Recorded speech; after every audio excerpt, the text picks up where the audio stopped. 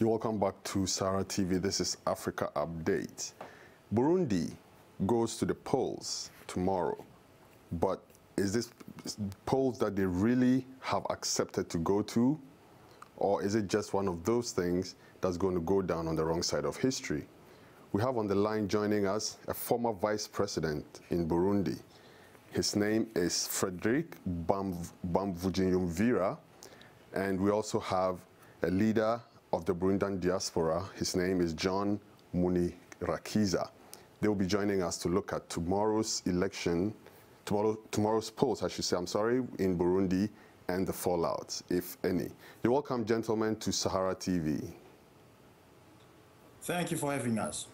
Okay, let me start with you, Frederic. What is Burundi looking like right now? Are people poised and ready to go vote? No, there is two events in Burundi. The first event we are expecting is that there will be on the 21 July elections, presidential elections.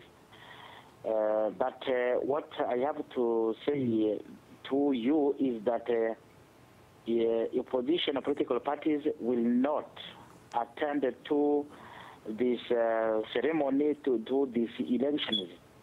The second event is we are now discussing among us as ruling party, as a government, and as opposition political parties. It means that we today are discussing.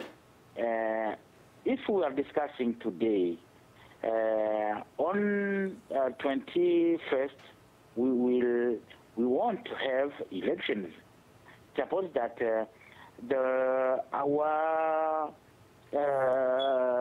mediator, the President Museveni, advised us to discuss until we reach a consensus on problems which are dividing us in Burundi. Let me ask you, you just mentioned President Museveni as your mediator. Museveni himself has been in power for quite a while now, and there's a bit of hue and cry about he himself leaving power. Is he a suitable mediator for you, you think?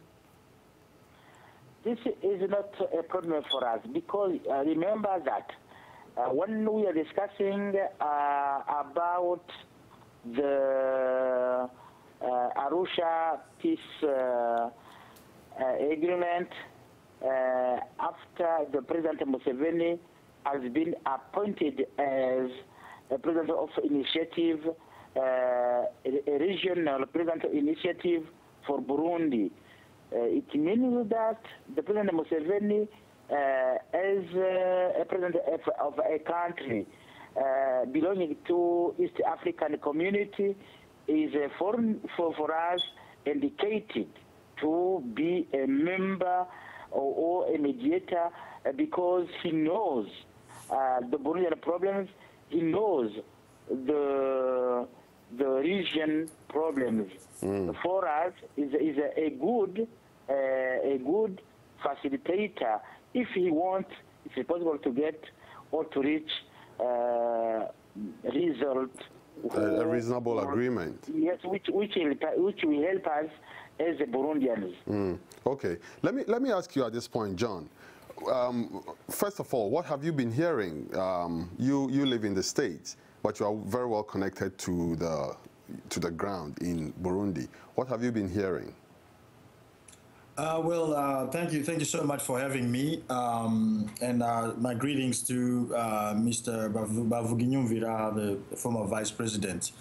What we've been following and hearing is that even as of this afternoon, or at least today, the conversational dialogue or negotiation that was led by the Minister of Defense from Uganda, who's actually taken over from Museveni, there have been no no major breakthrough in that the current incumbent, the President Nkurunziza, he maintains that he's going to go and do the elections on the 21st, even as Mr. Bamvuginyumvira just mentioned that that was part of what the conversation or dialogue was about, to have a consensual electoral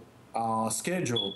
But the party in power decided that they can't abide by this agreement of having a conversation. And we also heard that 3 of the candidates for presidency have actually decided not to go through with it. So you're going to have an election that is one candidate and maybe satellite parties just going along with him. So that's still a problem. I was actually going to ask you, who else is on the ballot paper apart from Nkurunziza? There were two former presidents, Domitien Ndayizeye and Sylvestre Ntibantunganya, and Dr. Jean Minani, who also was a Speaker of Parliament. There was also Agathon Rwasa, and another one is, I think, Nduwayo from the UPRONA party. So if you remove these 3 that have decided they are not going to go through with it, you remain with another list of 3 that we will hear from them maybe soon enough. Are these credible candidates? Do you know if they have any links with Pierre Nkurunziza? Like you just mentioned, there could be auxiliary parties working just to support the interest of having him stay in power. Do you know anything about these candidates to tell us something?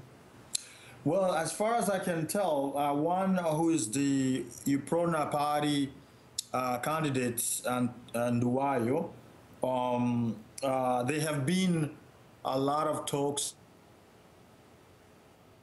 One party was actually divided into 2.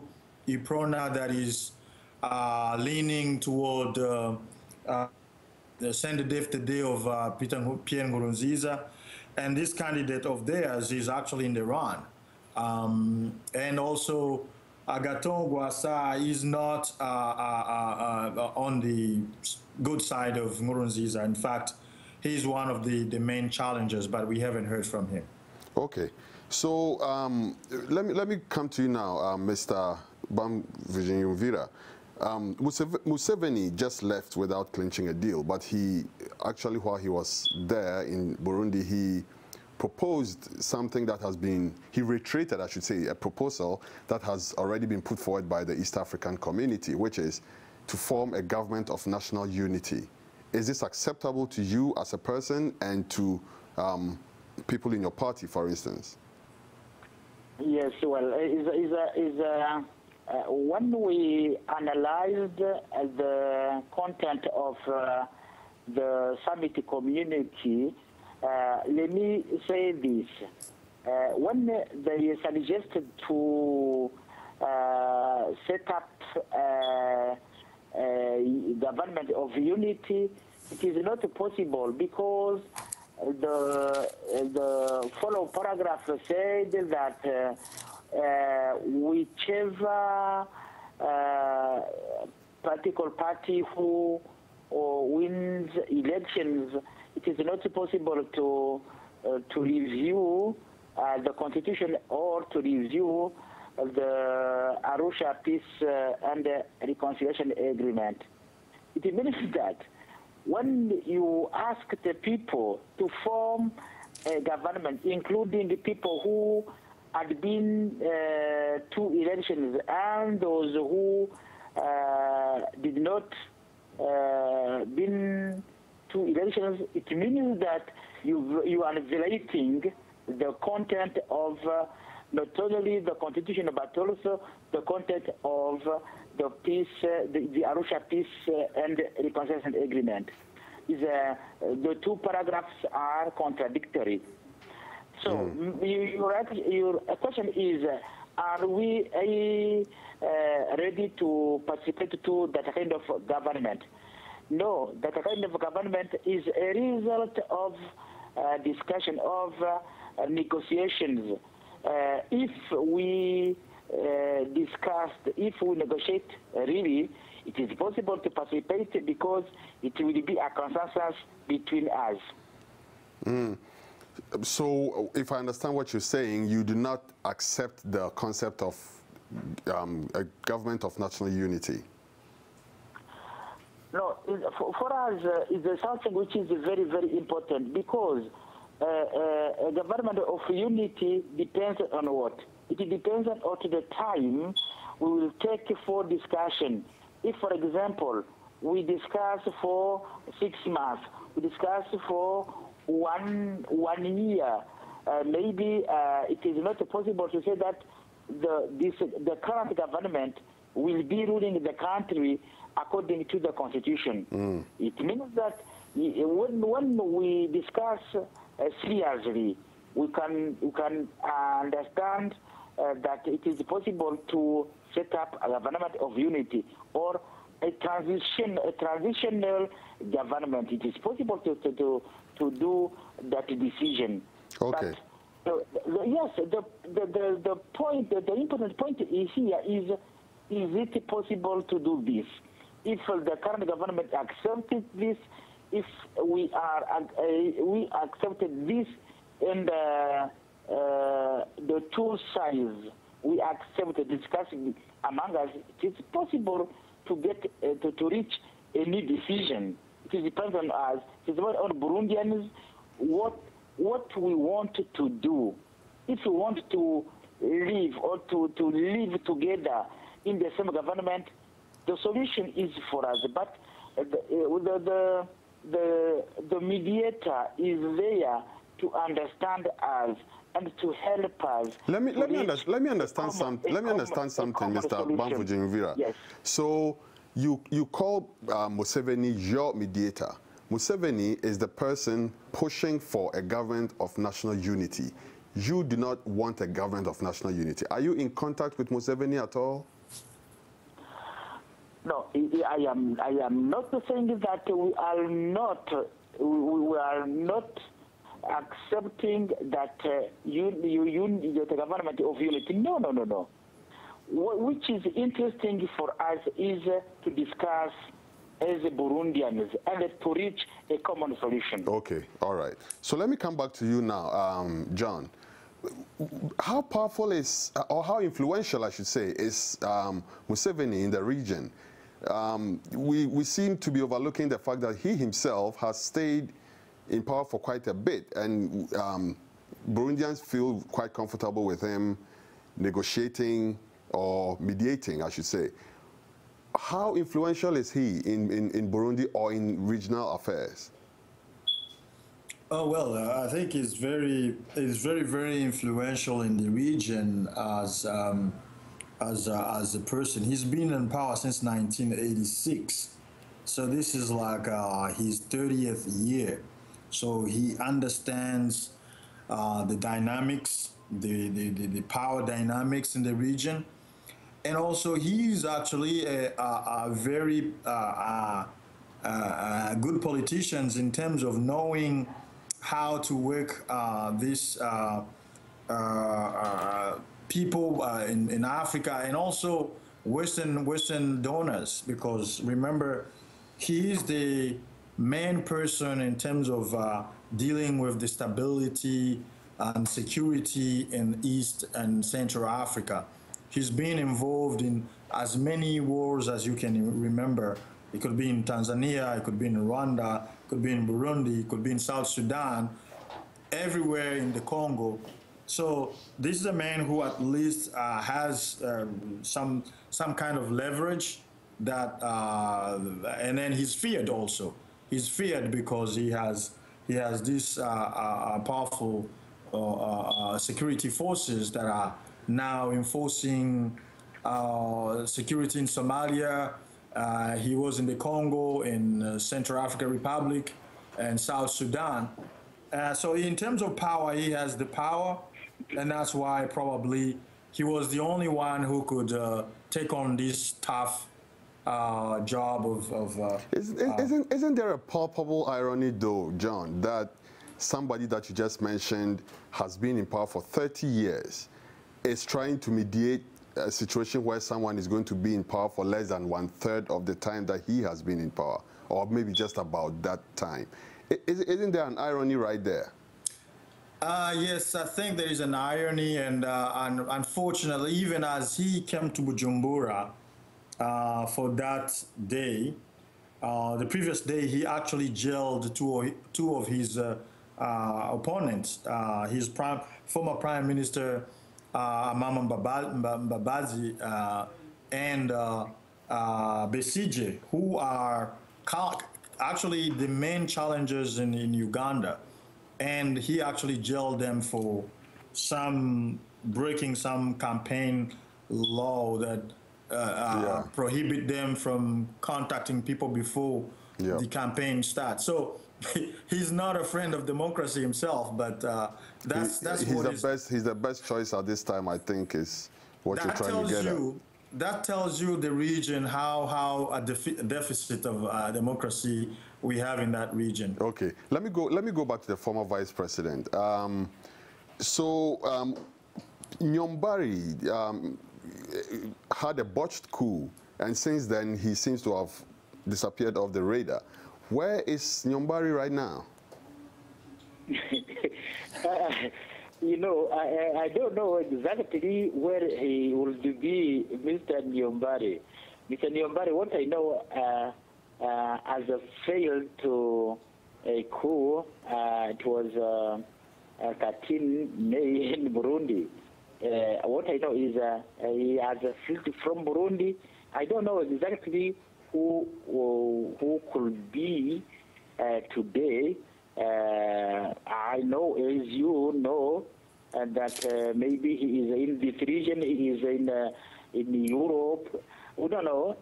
They are maybe forming a council for supporting Arusha Peace and Reconciliation Agreement. It's just what I know until now. So there's a gentleman called Benjamin Shimuni.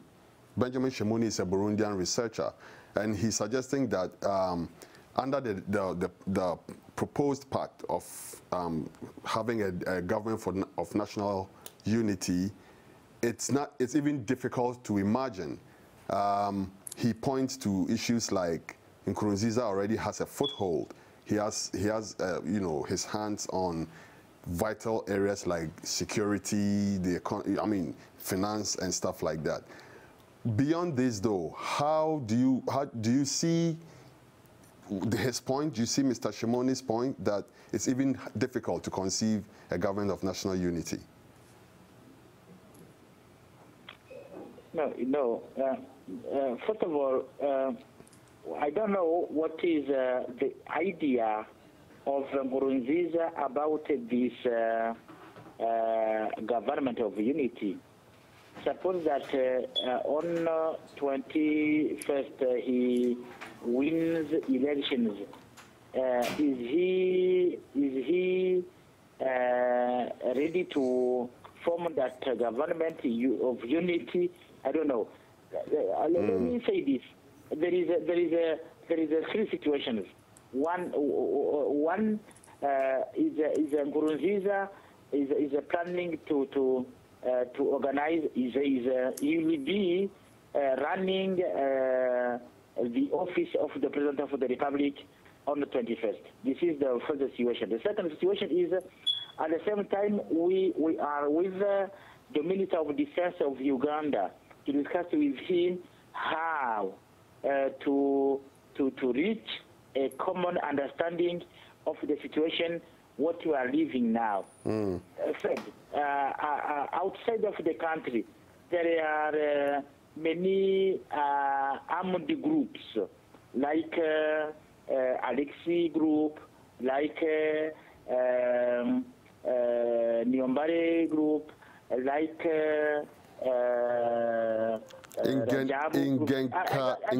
Kumana is also having a faction, and he has promised not to rest till Nkurunziza is out of office. Before we go, though, we're actually out of time, sir. I apologize. But before we go, first you, John, what do you see happening in the weeks ahead? Briefly. Hello, John. Yes. Yes, what do you see happening in the weeks ahead in Burundi, your country? I'm afraid nothing encouraging looks coming up, because if you have this stalemate where Nkurunziza goes through with the elections and forces himself on the people, and you hear all these other people who are saying they will rather die, the country is going to a civil war, and that will actually not only destabilize Burundi, it will destabilize the region, and the idea of democracy in Central Africa and East Africa will actually be compromised. Can actually forget about it. Okay, I'll ask you the same question in closing, Mr. Bamvuginyumvira. What do you see happening? Yes, what should happen if Nkurunziza, for example, continue to run the third term? What is whether Mr. John is just saying? It means that when he continue to run through elections, the problem is that, for example, everybody would not like to see Nkurunziza becoming a president who would have violated the constitution, who would have violated the peace agreement and the Arusha peace and the reconciliation agreement. This is a cause of war, because you see that everybody is ready to fight against the President Nkurunziza once he decided to be elected on the 21st of this month of July. This is a very big issue. I see. Everybody is ready to fight against him. That paints a very dark picture indeed for Burundi, and our wish is that that never gets to come about. We want to see the best result happen for Burundi and for Burundians. Thank you so much, Mr. Frederic Bamvuginyumvira, former Vice President, Burundi, and John Manirakiza, who's a leader of the Burundian diaspora here in the United States. Thank you so much, gentlemen. Thank you so much for having me. SaharaTV, we bring it to you every time. Stay tuned. There's more.